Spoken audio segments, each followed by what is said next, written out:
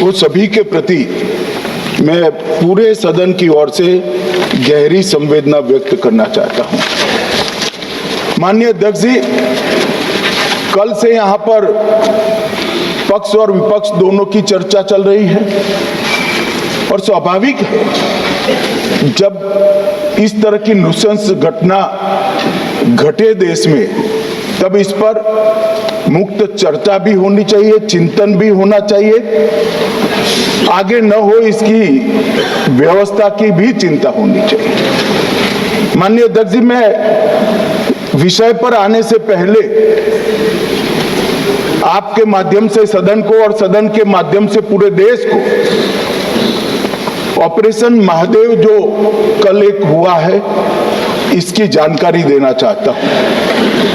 माननीय अध्यक्ष जी, कल ऑपरेशन महादेव में सुलेमान उर्फे फैजल जट, अफगान और जिब्रान, 3 आतंकवादी सेना, सीआरपीएफ और जम्मू कश्मीर पुलिस के संयुक्त अभियान में ऑपरेशन महादेव में मारे गए। और माननीय अध्यक्ष जी, ये जो सुलेमान है, ए श्रेणी का लश्कर तोयबा का कमांडर था पहलगाम हमले में, और गगनगिर आतंकी हमले में वो लिप्त था। इसके ढेर सारे सबूत हमारी एजेंसियों के पास है। अफगान ए श्रेणी का लश्कर तैयबा का आतंकवादी था और जिब्रान भी ए ग्रेड आतंकवादी था। और माननीय अध्यक्ष जी, मैं सदन को और सदन के माध्यम से पूरे देश को बताना चाहता हूं, जिन्होंने बैसरन घाटी में हमारे प्रवासियों को, नागरिकों को मारा था, ये तीनों आतंकवादी ये थे और तीनों मारे गए।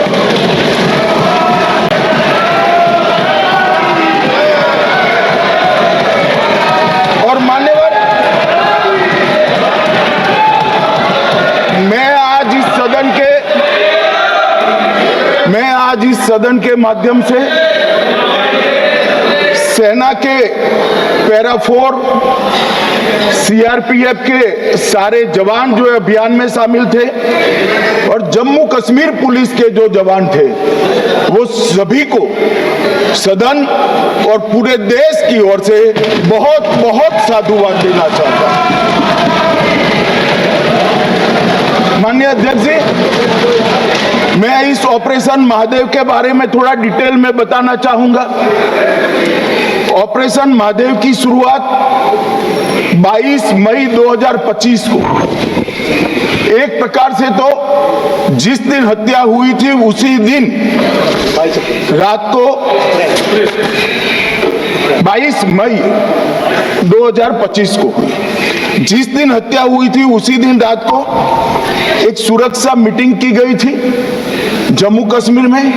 ये पूछ रहे थे, कोई गए नहीं, सिर्फ राहुल गांधी गए। अब आपकी आंख कौन से चश्मे से देख रही है मुझे मालूम नहीं। माननीय अध्यक्ष जी, 1 बजे हमला हुआ, मैं 5:30 बजे श्रीनगर में उतर चुका था। माननीय अध्यक्ष जी, अरे सुनो सुनो, मैं बताता हूँ ना 22 में, सुनो ना प्लीज, धैर्य रखकर सुनो, हमने आपको नहीं टोका है, सुनना पड़ेगा भाई, ऐसे नहीं चलेगा। माननीय अध्यक्ष जी, नहीं, पर बैठे बैठे मत बोलिए आप भी। माननीय अध्यक्ष जी, 23 अप्रैल को टिप्पणी मत करिए। एक सुरक्षा मीटिंग की गई, सभी सुरक्षा बल, सेना, CRPF, BSF, Jammu Kashmir police, और सबसे पहले उसमें निर्णय किया गया कि जो नृशंस हत्यारे हैं वो देश छोड़कर पाकिस्तान भाग न पाए, इसकी हमने पुख्ता व्यवस्था की और भागने नहीं दी। 22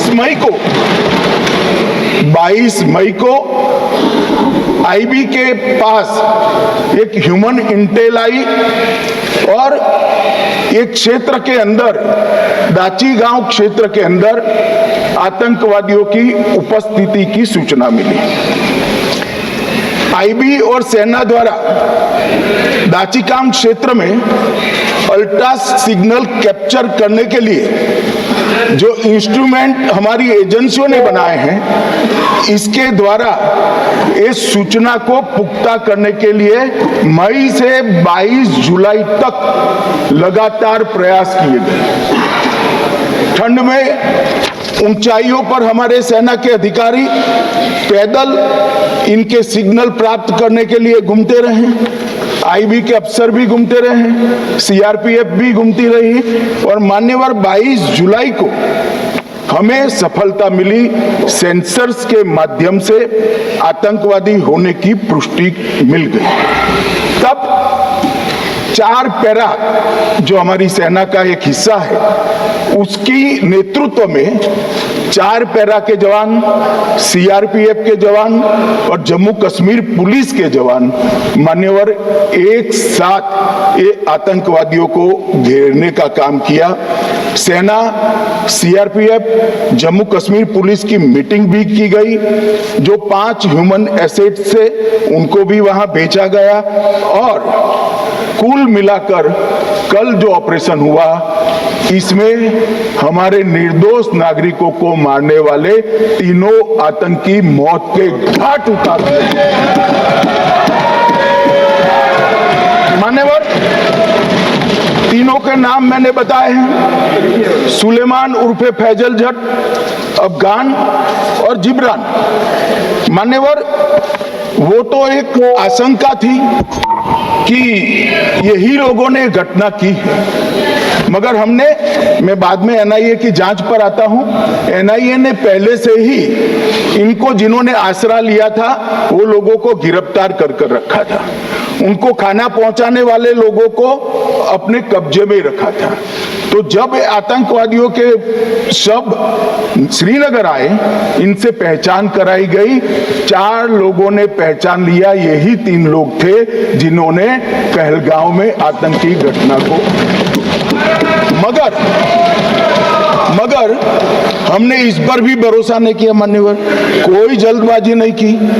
हमने जो आतंकी घटना स्थान से कारतूस मिले थे, वो कारतूस का एफएसएल रिपोर्ट पहले से करा कर रखा था और चंडीगढ़ सेंट्रल एफएसएल के अंदर बैलिस्टिक रिपोर्ट के आधार पर उनका रिपोर्ट तैयार था।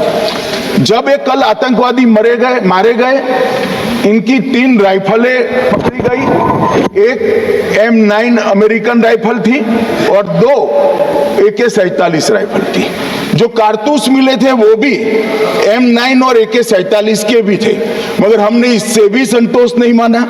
ये राइफलों को एक विशिष्ट विमान के द्वारा कल रात को 12 बजे चंडीगढ़ पहुंचा गया और पूरी रात फायरिंग कर इसके भी खाली खोखे जनरेट किए गए।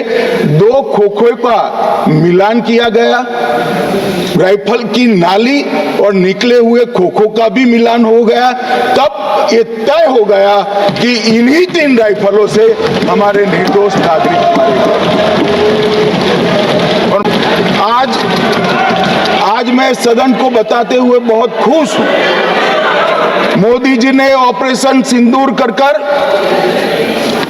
आतंकवादियों को जिन्होंने आतंकवादियों को भेजा था, उनके आकाओं को जमीन में मिलाने का काम किया था। सेना और सीआरपीएफ ने वो आतंकवादियों को भी समाप्त कर दिया। देवघर के घोरमारा का सुखारी मंडल का शुद्ध पेड़ा बन गया है भोले के भक्तों की पहली पसंद।